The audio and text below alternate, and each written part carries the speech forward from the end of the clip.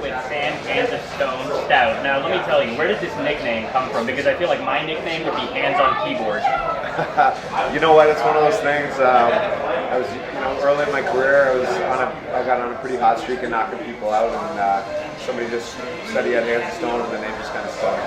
I saw an interview that you recently did where you said that you're sort of taking a more safe approach in the Octogon now. Do you find that using that as a strategy is better than sort of being this exciting guy who knocks people out, but then risks losing and getting hit with something? It's not that I'm looking to take a safe approach to fights.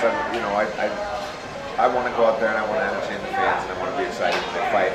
That being said, getting a little older, by the time I fight next in the UFC, it'll be 8 years, over 8 years in the UFC. So, I can't be as young and reckless as I once was, and I need to really be more strategic in my game plans.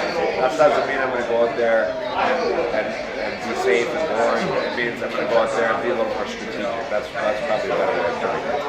When people say UFC and they say Canada, the first name that comes to mind is GSP. With GSP sort of taking a little bit of a step back, do you think it's going to increase the sort of spotlight on other Canadian fighters? I hope so. I hope the Canadian fans have the same interest in the sport, and it doesn't start to dwindle a little bit now that our Canadian poster boys kind of taking a hiatus at least, or possibly never coming back. So I guess puts a little extra pressure on us that as Canadians that are still in there to step it up and fill the shoes. Is there anybody that you would like to fight next? Let's say I gave you the booking card. Who would you like to book Sam Stout against? There's a couple different opponents that there's the lightweight division right now. It's so stacked. There's nobody I really have specifically in mind, but there's some people in the back of my head. And we're here on the eve of the Ultimate Fighter premiere. Do you have any advice for these guys that are going in?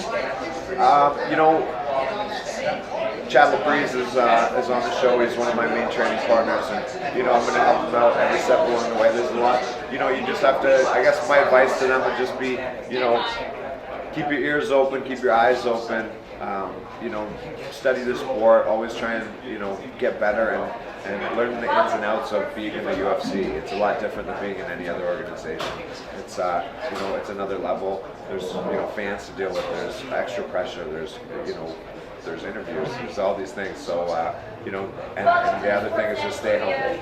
And the Ultimate Fighter in general, it's sort of like this reality spotlight on the sport. Do you think that that's a good thing? Because I find that certainly it's opening it up to people that normally wouldn't watch any kind of MMA. Yeah, well, definitely. The Ultimate Fighter show is a big reason for the success of the UFC today. If you go back and watch that 20th anniversary episode that the UFC put on, it really chronicles the storyline of the UFC from start to finish. And it wasn't until that first season of the Ultimate Fighter happened that it really exploded. It was slowly climbing up until then, and then boom, it's it gets in the mainstream, and that's what it takes for a sport to become really break out and really become successful. And I think that's what the Ultimate Fighter TV show has done for the UFC, and I think it continues to be a really good venue to get this sport out to the general masses, to the general public. And finally, what's next for you? I'm really hoping to fight. I'd like to get on one of the Canadian cards possibly this year. Still waiting to find out when those are all going to be. I'd like to come back and do my next fight in Canada.